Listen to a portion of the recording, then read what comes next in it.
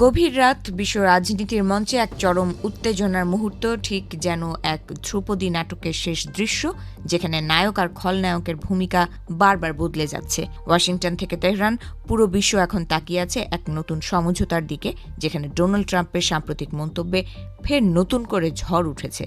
মঞ্চের আলো এখন তার উপর, যার প্রতিটি শব্দে কেঁপে উঠছে ভূরাজনীতির ভিত্তি। সরাসরি হোয়াইট হাউস থেকে আসা খবর অনুযায়ী ডোনাল্ড ট্রাম্প এমন এক বিস্ফোরক দাবি করেছেন যা মুহূর্তেই তোলপাড় সৃষ্টি করেছে আন্তর্জাতিক অঙ্গনে। তিনি সরাসরি আঙুল তুলেছেন 2015 সালের সেই ঐতিহাসিক পরমাণু চুক্তির দিকে, যাকে তিনি অতীতে বারবার সবচেয়ে বাজে চুক্তি বলে ধিক্কার জানিয়েছেন। অথচ আজ সেই ট্রাম্পই বলছেন ওই চুক্তিতে ইরান স্পষ্টভাবে প্রতিশ্রুতি দিয়েছিল যে তারা কোনোদিন পারমাণবিক অস্ত্র তৈরি করবে না। কিন্তু গল্পের মোড় এখানেই।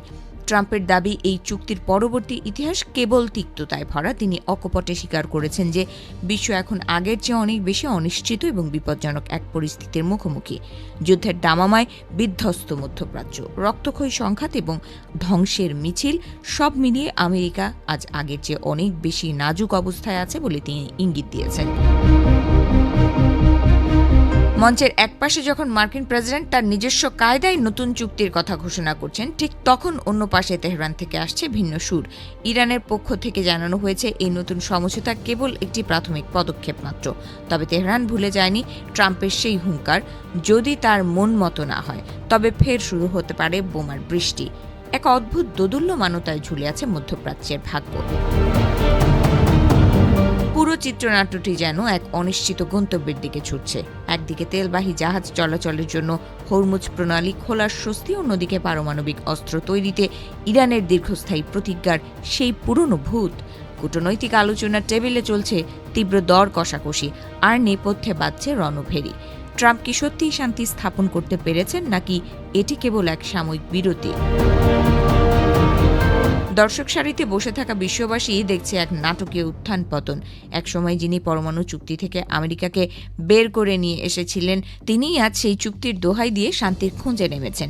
এই পরিবর্তন কি বাস্তবসম্মত কৌশল, নাকি আসন্ন নির্বাচনের আগে এক নতুন রাজনৈতিক চাল? প্রশ্ন উঠছে রাজনৈতিক মহলে, কারণ এই সমঝোতা অনেক ক্ষেত্রেই ওবামার আমলের সেই বিতর্কিত চুক্তির চেয়েও বেশি ছাড় দিচ্ছে বলে মনে করছেন সমালোচকরা।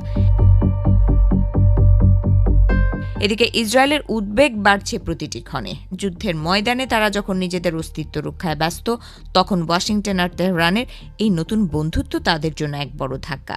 একদিকে আমেরিকার সামরিক সমর্থন, অন্যদিকে ইরানের সাথে নতুন সমঝোতা। ইসরায়েলের কপালে এখন চিন্তার ভাঁজ প্রকট। ভূরাজনীতির এই খেলায় শেষ পর্যন্ত জয়ী কে হবে তা নিয়েই এখন জল্পনা তুঙ্গে। নাটকের জবনিকা এখনই পড়ছে না। আগামী 60 দিনের জন্য নির্ধারিত হয়েছে আলোচনার নতুন সময়সীমা। এই 2 মাসই ঠিক করে দেবে মধ্যপ্রাচ্যের ভবিষ্যৎ। শান্তির নতুন সূর্যোদয় হবে, নাকি ফের যুদ্ধের কালো মেঘে ঢেকে যাবে দিগন্ত?